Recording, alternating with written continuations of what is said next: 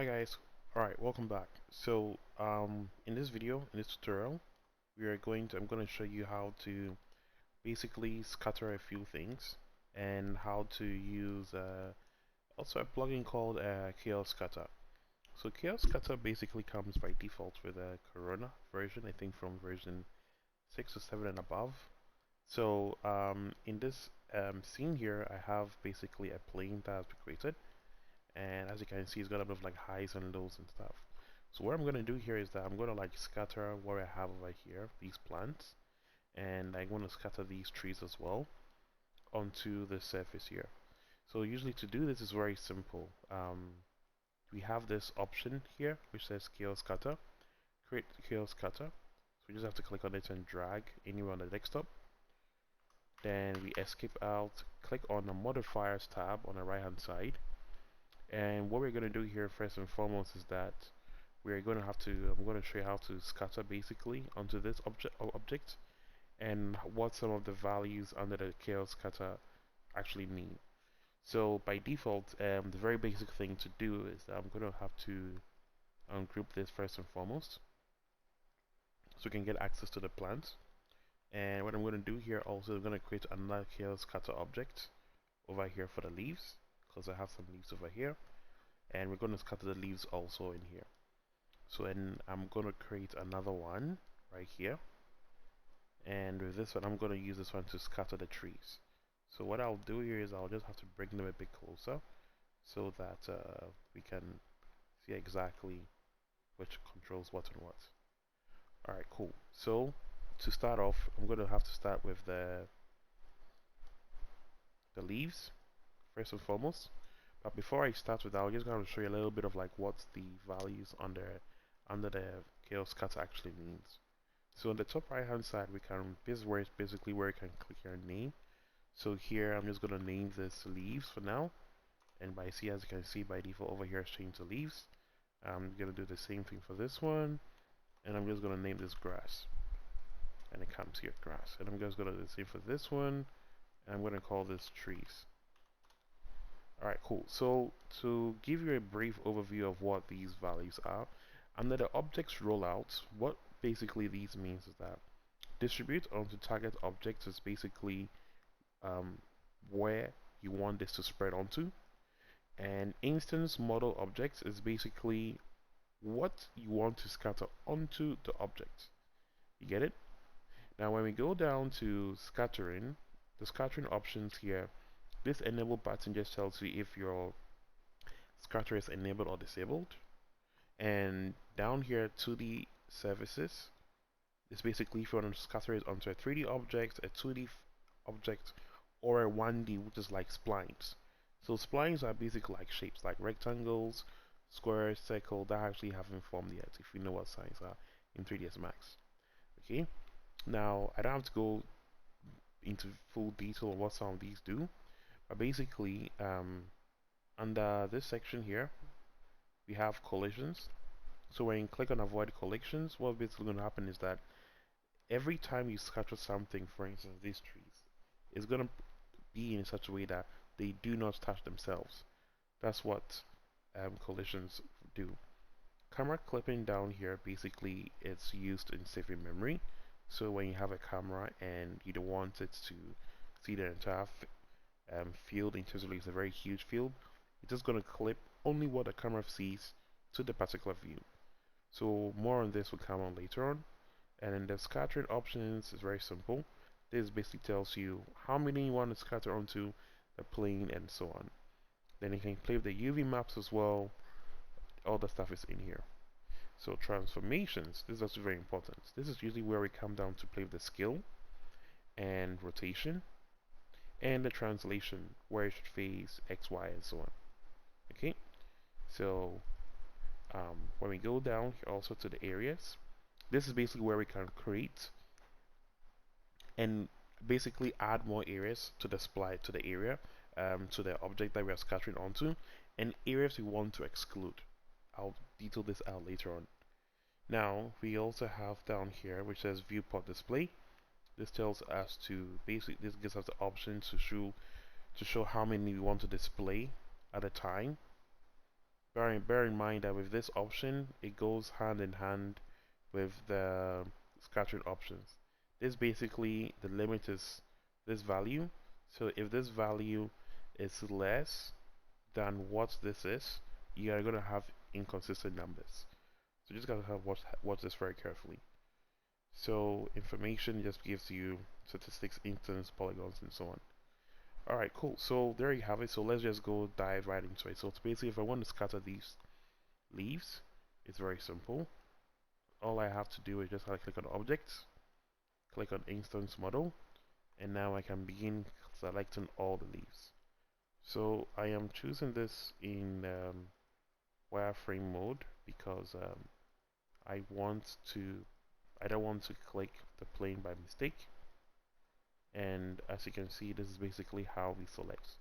So as I'm selecting the leaves, we can see that on the right hand tab over here, the list is just growing. So basically these are all the leaves we're adding, and as you can see, they're all going down to that list. So once that is done, you have to click on the plus sign again, and what I'm now going to do is I'm going to click on distribute on target object, which is going to be our plane here. And by default, as you can see, we now have these white boxes, as you can see here, which is basically our leaves. So we can see that our leaves have been scattered onto this. So now what I'm going to do here is that I'm going to go ahead and do that of the grass as well. So the grass that we created, we're going to repeat the same process. Click on instance model. This is quite small, so just click on every single one of them. It's all collected. Click on the plus sign, and now I'm going to click on the plane. Distribute on target object. Click plus here, and boom. So now we have a grass here. So now in this section we have a grass and we have our leaves. So the final thing I'm going to create is the trees. So the same procedure. Click on 1, 2, and 3. Click on the plus sign. Click on distribute on targeted objects, and I click the leaves. Now as you can see, this is just a total mess. We don't know why the hell why is this happening. So it's very simple. To solve this issue, is basically our distribution count is quite a lot. So what we're going to have to do here is we're going to have to go all the way down into the scatter surface scattering, and it's currently set to 1,000. So by default, I'm just going to limit this to, let's say, 50, or let's go 20, or let's just do 10, or let's go 5. And by default, as you can see, the number has dropped, but the scaling of these is just too large. So what I'm going to do now is I'm just going to go down to transformations, and I'm just going to reduce the size over here. So by reducing the size, we can see exactly the scale under the scale option. This is what we're getting. So what we can also do here is that we can click on the uniform scale, so everything scales, the same way. Get it? And what we can now do over here is that I'll do an interactive render so we get to see what's going on. So I'm just going to start that process now. Just going to close this and close this. Okay, so this mess is basically an unsupported corona material. So to solve this, I'm just going to close this for now. Select our trees, which is what we know is doing that.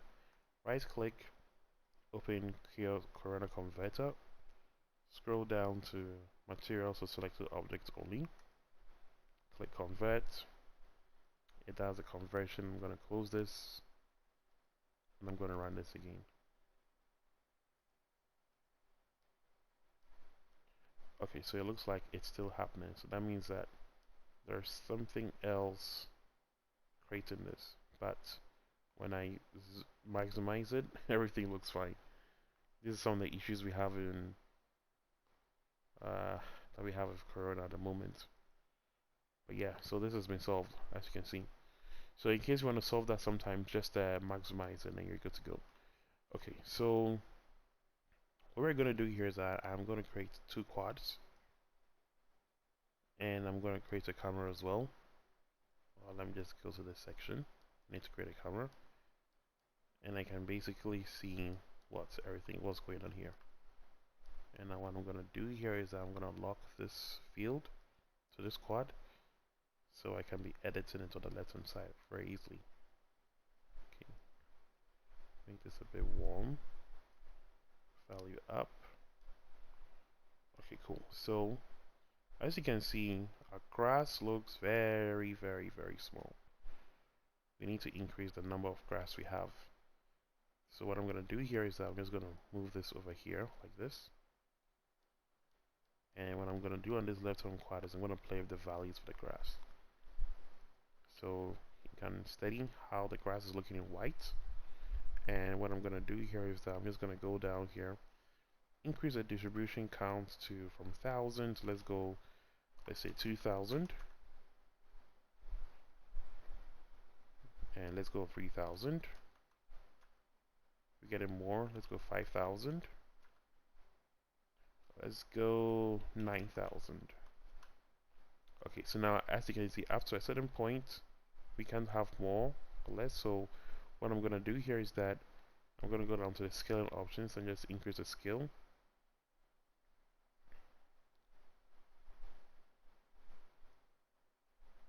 And as you can see, by just increasing the scale as well, we have more, well, much more larger grass patches coming appearing. So we can also play with the figures from 500, 591 to, let's say, let's go down to like 400. By 400 it looks a bit less bushy, but this looks fine. And what we can do is we can do the same thing for our leaves, because we can't really see our leaves on the ground. By the way, the leaves is the one in black, so I'm just going to increase the count of this one as well. So the count is set to 1,000. I'm going to give it, let's say, 5,000. And what I'm going to do here is I'm going to increase the value of the scaling from 100 to 500. So as you can see, in these small patches here, we have our leaves now mixing up with the grass. But these leaves look like they are much more larger than the grass itself. So let's just reduce the scale down a bit to like 300, 320. And what we can do here now is we can just zoom out a bit, maximize.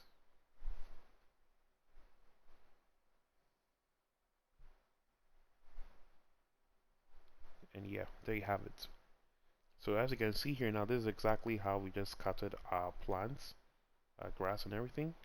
For the sake of this tutorial, I'm just gonna have to I want to disable the trees for now, so I just make it a bit more simple. So I click on this trees, I just go down to distribution and I click enabled off, and you can see now our trees have all gone, even from here. So now one thing I want to show you guys is something which is very important, is how to remove areas that are not supposed to have grass or vegetation. So what I'm going to do here is that to do this very simple. I'm just going to click on the plus sign, go down to extended primitives. Sorry, that's on the splines over here on the compound section on the annotated shapes. And what I'm going to do is click on a rectangle just to show you something. Look on the left hand side of the quad. I'm just going to draw one big rectangle this way. Now we don't see anything here because it's currently distributed onto this 2D. So what I'm going to do here is that I'm going to click on the grass controller, and I'm going to go down to the areas rollouts like I mentioned before, drop down, and what I'm going to say is that exclude spline exclude. So when I click on this plus sign, it's not going to look for a spline, which is basically the rectangle we created. and by click on the rectangle, as you can see, we have created a path. So now with this path, basically what's happening here is that we can see that the grass is not being scattered in here, but we can see that our leaves are. So what we just do is that we just click on our leaves option, leaves controller, scroll down to areas as well, and we're going to add the rectangle we just created, which is a spline, to say that, hey, we don't want to see leaves here also. So we just click on the leaf, the rectangle, and our leaves are gone. Click on the plus sign to disable, and here we are. So if you look here now, we have like a very nice natural path looking like here. So now you can probably use here to create other, geometry shapes like smaller stones. You can add some ferns, a bit more vegetation to randomize how this is looking like. It's going to reduce the exposure a bit. Yes, like this. So we can see things clearer, or better. And what's the interesting thing about this spline is that depending on where I move our rectangle, determines where, if you look on the left hand side, determines where the new shape is formed, or the spline is being formed. So we can come all the way to the right here, and we can see that this has changed. And if we move this up again, we can see from our interactive render, it's also taking effect over here. Maximize this a bit. Yeah. And basically can create more shapes. So if we make a spline much more bigger, much more smaller, we can basically get multiple shapes with this. So yeah, this is how we do it. It's very simple. There are a bit more options to this, but for the meantime, these are the very few ones you can be practicing with. I'll make another video later on some of the extended things you can be doing with the chaos scatter. So we can scatter basically a number of things, not just grass, not just vegetation. We can scatter people, we can scatter other geometry like buildings, we can scatter rail lines, we can scatter rail guards for like on the highway, traffic lights, a whole lot. Street lights, we can scatter a whole lot of things with it. So there you have it. In case you have any other questions, let me know. And if you want me to create a specific video, you can request for a video, and I will create that manually myself. Alright, thanks for watching, and I'll see you in the next one.